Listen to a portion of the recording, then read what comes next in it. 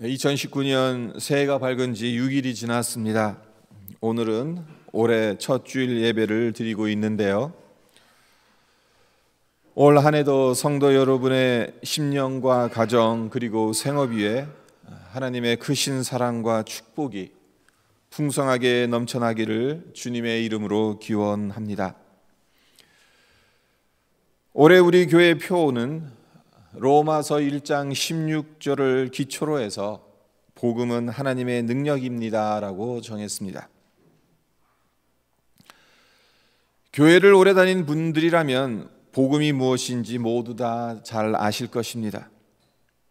하지만 복음을 정말 알고 있는지, 그리고 복음에 합당한 삶을 살아가고 있냐고 묻는다면 자신 있게 대답하기 쉽진 않는 것 같습니다. 복음이 무엇입니까? 복음이 우리의 삶을 얼마나 변화시키고 있습니까? 보리스 콤펠드라는 러시아 유대인 출신의 의사가 있었습니다. 그는 스탈린 치하에서 스탈린은 신이 아닌 인간에 불과하다라고 말하는 바람에 강제 수용소에 수감되게 됩니다. 그리고 의사로서는 해서는 안 되는 일들을 강요받게 됩니다. 그가 강요받았던 일들은 어떤 일들이었냐 하면요, 죄인들이 아프면, 죄수들이 아프면 꾀병이라고 진단하며 일을 계속하게 하도록 독려하는 것이었어요. 그리고 심각한 병에 걸린 자들은 치료하지 않고 죽게 내버려둬서 경제적 손실을 줄이는 것이었습니다. 병을 고치고 목숨을 구해야 하는 의사가 그런 일을 해야 했으니 얼마나 힘들었겠습니까? 차라리 의술을 익히지 않았더라면 좋았을 것이라는 좌계검에 빠지며 절망하게 됩니다.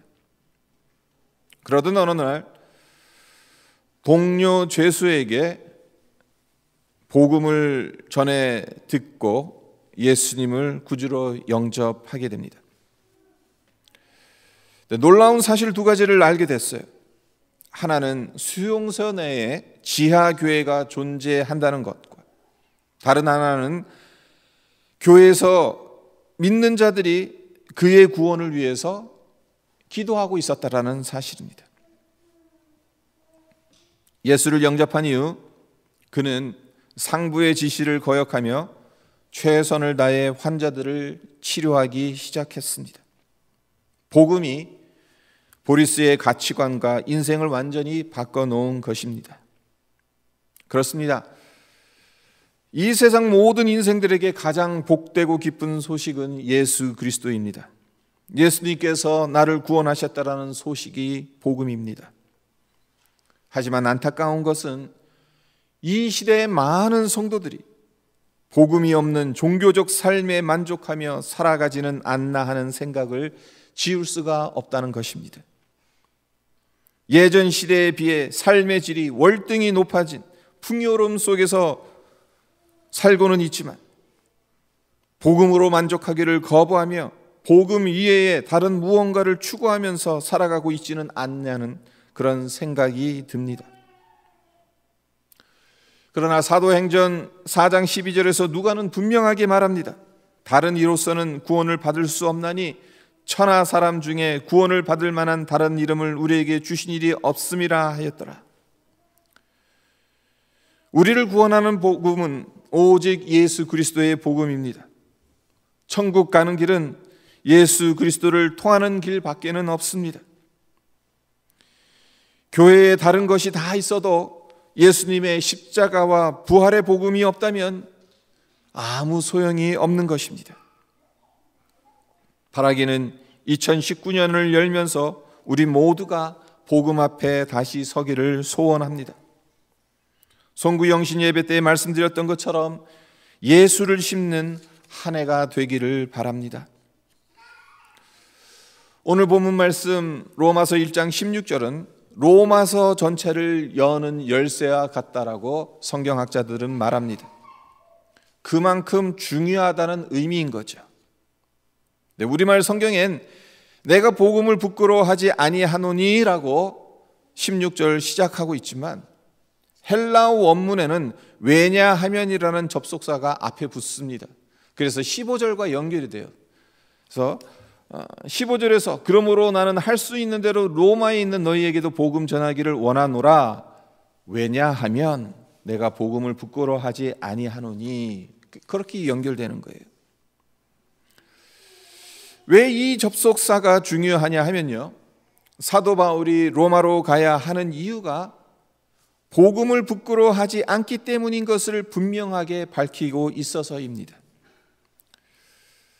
당시 로마 제국에서 예수의 복음을 전한다는 것은 조롱을 받는 것이었습니다. 헬라 철학자들은 예수의 복음을 논리적으로 형편없는 것으로 보았습니다. 그래서 이 복음을 전하는 사람들을 매우 우습게 생각했습니다. 문제는 이런 세상적 풍조가 교회 안에도 들어와서 복음을 하찮게 여기고 부끄럽게 여겨서 복음보다는 다른 방법으로 성도들을 가르치려고 했다는 것입니다. 율법이나 철학, 심지어는 동방 종교를 통해 구원을 설명하려고 했다는 것입니다. 성도 여러분, 놀랍지 않습니까?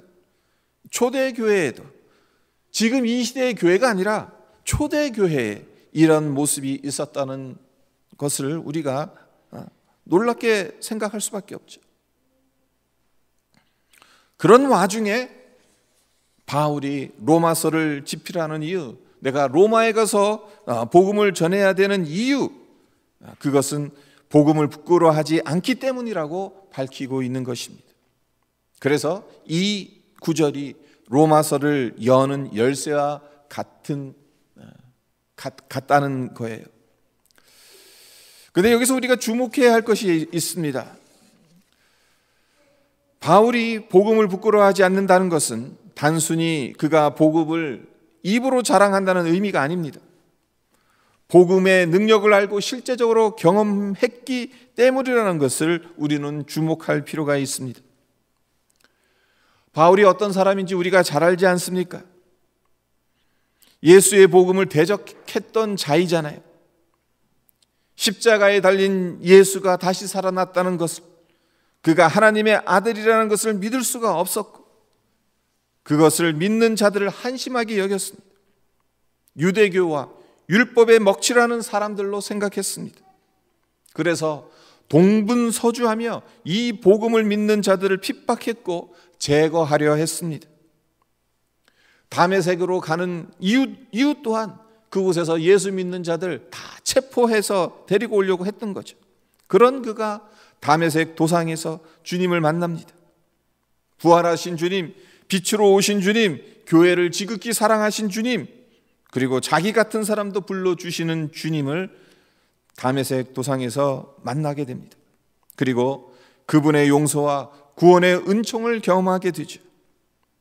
그 결과 그 후로는 예수의 복음은 모든 믿는 자에게 구원을 주시는 하나님의 능력임을 믿어서 이 복음을 위해 온갖 고난을 마다하지 않고 죽음도 두려워하지 않게 되지요. 복음은 하나님의 능력이 담긴 폭탄과 같아요. 실제로 우리말로 번역된 능력, 이 단어는요, 헬라어로 디나미스인데 다이너마이트라는 단어가 이 디나미스에서 파생된 겁니다. 결국 바울은 복음의 다이너마이트가 터지면 그 당시 최강대국 로마 제국도 무너진다는 선전포고를 하고 있는 것입니다. 그렇습니다. 예수 그리스도의 복음에는 단단한 바위도 폭발시켜 산산조각 내는 다이너마이트와 같은 강력한 폭발력이 있습니다. 세상을 변화시키는 능력이 있습니다. 인간의 역사를 보십시오. 그 어떤 철학도 세상을 변화시키진 못했습니다. 엄청난 힘을 과시했던 여러 제국들이 역사 속에 등장했지만 세상을 변화시키진 못했습니다. 그러나 나사렛 촌동네의 목수의 아들 저주의 나무에 달려 죽은 예수님은 세상을 변화시켰습니다. 죄의 권세하에 절망하던 수많은 사람들을 살리시고 변화시키셨습니다. 예수 그리스도의 복음 앞에서 많은 나라들의 역사가 바뀌었습니다. 그 중엔 우리 한국도 포함되죠. 요한일서 5장 4절에서 사도 요한은 다음과 같이 선포합니다. 세상을 이기는 승리는 이것이니 우리의 믿음이니라. 그렇습니다. 우리가 세상을 이길 수 있는 힘은 재물이 아닙니다. 어떤 명예나 권력도 아닙니다. 세상을 이길 수 있는 힘은 오직 예수님과 예수님의 복음을 믿는 믿음입니다. 성도 여러분, 여러분 중에 낙심되는 일이 있습니까? 그렇더라도 절망하거나 포기하지 말고 복음이 하나님의 능력임을 믿으시기를 바랍니다. 한 가지 더 살펴볼 것은 복음이 왜 하나님의 능력이냐 하면 우리에게 소망을 주기 때문이라는 겁니다. 바울에게는 거대한 로마 제국이 지금 당장은 영원히 세계를 지배하는 것처럼 보여도 언젠가는 사라질 것이라는, 그러나 하나님의 나라는 영원할 것이라는 확실한 믿음이 있었습니다. 로마의 황제가 세계를 정복했다고 자랑하고 있지만 그들도 결국에는 죽게 될 것이라는, 그러나 십자가에서 무기력하게 죽은 것처럼 보이는 나사렛 예수는 부활 승천하셔서 만왕의 왕으로 이 세상을 다스리신다는 그러한 소망이 있었습니다. 우리가 기억해야 될 것이 있습니다. 예수 그리스도의 복음이 우리의 소망이란 것입니다. 여러분의 가정이 작은 천국을 이루어가는 소망, 그것이 어디에 있냐면 예수의 복음에 있다는 겁니다. 우리 교회가 영적으로 양적으로 부흥하는 소망 역시 예수의 복음을 붙드는 것 외에는 없다는 것입니다. 그리고 우리가 살고 있는 토론토와 캐나다, 그리고 열방을 살리는 유일한 소망도 복음뿐이라는 것입니다. 마틴 로이드 목사님의 저서 내가 자랑하는 복음에 인용된 헨리 엘포드의 시를 소개해 드리고자 합니다. 만의 만배로 환히 빛나는 옷을 입고 구속받은 성도의 군대 빛의 언덕으로 모여드네. 끝났도다. 죽음과 죄와 맞선 싸움 다 끝났도다. 황금문을 활짝 열고 승리자들이 들어오네. 할렐루야의 함성은 온 천지에 가득하고 무수한 하프 소리는 방금 거둔 승리를 알리네. 오 이날이여, 피조 세계와 온 족속이 이날을 위해 지음 받았도다. 오 기쁨이여, 과거의 모든 슬픔을 1000배로 갚아주는 기쁨이여, 당신의 큰 구원을 이루소서. 죄인 위에 죽으신 어린 양이시여, 택하신 자들의 명부를 채우시고 권세로 다스리소서. 나타나소서. 열방의 소망이시여, 포로된 주의 백성들이 고향을 그리워하나이다. 약속의 표징을 하늘에 보이소서. 우리 왕이여 구주시여 오소서. 성도 여러분, 복음은 현재의 고난을 이겨낼 강력한 소망을 주기에 하나님의 능력인 것입니다. 그렇습니다. 현재의 고난은 장차 우리에게 나타날 영광과 비교할 수 없습니다. 따라서 죽음의 권세를 이기시고 부활하신 주님, 이 땅에 다시 오실 영광의 주님을 바라보십시오. 초대교회는 유대교뿐만 아니라 로마 제국의 핍박을 받았습니다. 어딜 가도 환영받지 못했습니다. 그런데도 들불 번지듯 부흥의 불길이 로마 제국 전역에 타올랐습니다. 무엇이 그런 힘을 제공한 것이겠습니까? 잘 짜인 신앙 프로그램이 있었기 때문이겠습니까? 잘 조직된 시스템을 보유했기 때문입니까? 아닙니다. 그들에게는 제대로 된 건물도 없었고 잘 조직된 시스템도 없었습니다. 하지만 그들에게는 예수 그리스도의 복음이 있었습니다. 그 복음을 붙들었고 복음만이 이 땅을 변화시키는 능력임을 분명하게 믿었습니다. 우리 역시 붙잡아야 하는 것은 예수 그리스도의 복음입니다. 2019년 첫째 주일, 우리 모두 복음 앞에 다시 서기를 간절히 바랍니다. 성령의 인도하심을 구하며 복음의 감격을 회복하기를 기도드립니다. 오늘 설교를 보리스 콤펠드라는 러시아 유대인 출신의 의사 이야기로 시작했었죠. 그가 예수의 복음으로 변화된 이후 환자들을 정성껏 치료했다고 말씀드렸었는데, 한 번은 장에 심각한 병이 걸린 환자가 찾아오게 됩니다. 수용소 병원의 규칙은 이러한 사람을 살려서는 안 됩니다. 이런 환자를 살리면 명령불복종으로 그가 죽어야 합니다. 하지만 그는 수용소 규칙을 어기고 그 환자를 치료합니다. 그리고 결국 그를 살려냅니다. 이 환자가 회복된 후 이런 질문을 합니다.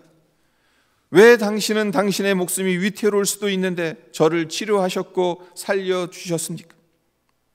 당신은 죽음이 두렵지 않습니까?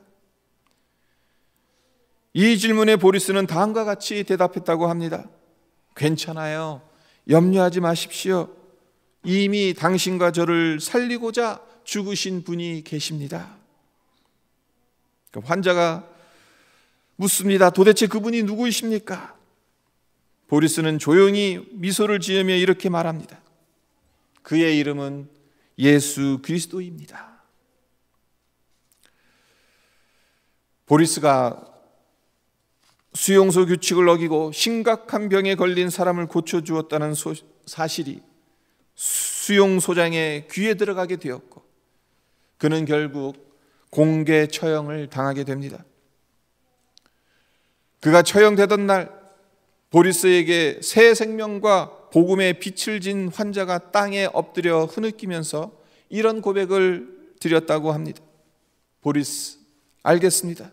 이제 저도 최선을 다해 예수 그리스도를 위해 살겠습니다. 그리고 당신이 그러했던 것처럼 그분의 사랑, 그분의 생명을, 그분의 이름을 전하겠습니다. 이 환자가 누구였을까요? 20세기 러시아 최고의 문인으로 추앙받고 구소련 반체제 작가로 잘 알려진 알렉산더 솔제니친이라고 합니다. 네, 복음은 인생을 변화시키는 하나님의 능력입니다. 그리고 이 복음은 아직 예수를 구주로 영접하지 않는 분들에게만 필요한 것이 아니라 신앙생활을 오래 한 우리 모두에게도 절실하게 필요합니다. 그 이유가 무엇이겠습니까? 예수의 복음이 우리의 영혼을 구원한 하나님의 능력에서 끝나는 것이 아니라 주님의 형상으로 빚어져 가고 성령의 열매를 맺게 하는 하나님의 능력이 되기 때문에 그렇습니다. 사도 바울은 분명하게 말하죠. 내가 복음을 부끄러워하지 아니하노니 이 복음은 모든 믿는 자에게 구원을 주시는 하나님의 능력이 됨이라. 바울이 복음을 듣고 예수 믿었으면 더 이상 복음이 필요 없다라고 말하지 않았습니다. 모든 믿는 자에게 구원을 주시는 하나님의 능력이 된다라고 말합니다. 복음을 듣고 예수를 믿고 난 이후에도 계속해서 복음이 필요하다는 거예요. 그래서 사실 로마서 이후의 구절들을 읽어보시면, 그러니까 구원이 단순히 예수 믿는 의롭다 칭함을 받는 그 차원에서 머무른 것이 아니라 성화의 단계도 있는 것이고, 그리고 또 영화의 단계까지 가야 되는 거예요. 그러니까 과거적인, 현재적인, 미래적인 그 모든 것을 아우르는 것을 우리가 보게 됩니다. 네, 바로 여기서 말하는 구원은 과거, 현재, 미래, 중생, 우리가 그것을 중생이라고 하죠. 과거의 사건, 우리가 이미 예수 안에서 거듭난 그 경험, 중생의 경험, 그리고 우리가 예수의 형상으로 빚어져 가는 성화의 단계, 그리고 우리가 주님 앞에 서게 되는 그날 완전한 영화로운 몸으로 주님 앞에 서는 그 영화의 단계, 이것이 구원의 여정이라고 하거든요. 근데 바로 모든 믿는 자에게 복음이 구원을 주시는 하나님의 능력이라고 말한 것은 바로 이런 의미로 사도 바울이 말하고 있는 것입니다. 아직 예수님을 구주로 영접하지 않은 분은 혹시 안 계십니까? 그런 분이 계시다면 예수님을 구주로 영접하시기를 바랍니다. 삶의 어려움과 문제로 인해 마음이 상하고 답답한 심정을 가지고 이 자리에 나오신 분은 안 계신가요? 구원의 감격을 느낄 수 없는 황폐한 마음으로 이 자리에 앉아 계신 분은 혹시 없으신가요? 예수의 복음이 하나님의 능력이라는 것을 머리로는 알고 있는 것 같은데 그 복음이 내 삶을 변화시키고 있는지는 의문이 드는 분은 안 계십니까? 그런 분들이 계시다면 예수 그리스도의 복음 앞에 다시 서십시오. 그리고 이 복음을 붙들고 다시 일어나십시오. 우리 모두는 예수님이 필요한 자들입니다. 날마다 복음 안에 머물러야 하고 복음의 은혜를 경험해야 하는 자들입니다. 복음은 모든 믿는 자에게 구원을 주시는 하나님의 능력이 됨이라고 사도 바울이 말합니다. 우리가 예수 그리스도의 복음 앞에 서면 우리의 심령이 살아나고 회복될 것을 믿습니다. 잃어버린 복음의 감격을 다시 경험하게 될 것을 믿습니다. 복음으로 세상을 변화시키는 주님의 귀한 도구가 될 줄로 믿습니다. 2019년 한 해를 복음 안에서 구원을 주시는 하나님의 능력을 경험하며 살아가시기를 주님의 이름으로 축원드립니다. 함께 기도하도록 하겠습니다. 사도 바울이 당당하게 선언합니다. 내가 복음을 두려워하지 아니하노니 이 복음은 모든 믿는 자에게 구원을 주시는 하나님의 능력이 됨이라. 먼저는 유대인에게요 그리고 헬라인에게로다. 모든 믿는 자에게 구원을 주시는 하나님의 능력이 된다고. 그 복음을 우리는 이미 알고 있습니다. 우리가 갖고 있습니다. 이 복음으로 우리가 구원을 받았고 또 이 복음 안에서 우리가 하나님의 형상으로 성령의 열매를 맺어 가려고 하고 있습니다. 네, 올 한 해를 시작하면서 올 한 해 우리 교회의 표로 복음은 하나님의 능력입니다 라고 정한 이유가 무엇인가? 한번 곰곰이 생각해 보시기를 바랍니다. 정말 과연 예수 그리스도의 복음이 나의 삶에 어떠한 영향을 끼치고 있는가? 나를 변화시키고 있는 것인가? 내가 정말 주님께서 허락하신 이 구원의 감격을 누리면서 살아가고 있는 것인가? 우리가 복음 앞에 서지 못한다면, 우리가 이 정말 복음을 하나님의 능력으로 경험하지 못한다면 어찌 보면 이 세상에서 가장 불쌍한 사람들이 될 수밖에 없을 것입니다. 예수를 믿기는 하는데 예수를 믿는 그것이 하나님의 능력으로 우리에게 다가오지 못한다면, 그 어떤 것으로부터도 우리를 구원할 수 없는 하나님의 능력이 아니라면 얼마나 불쌍합니까?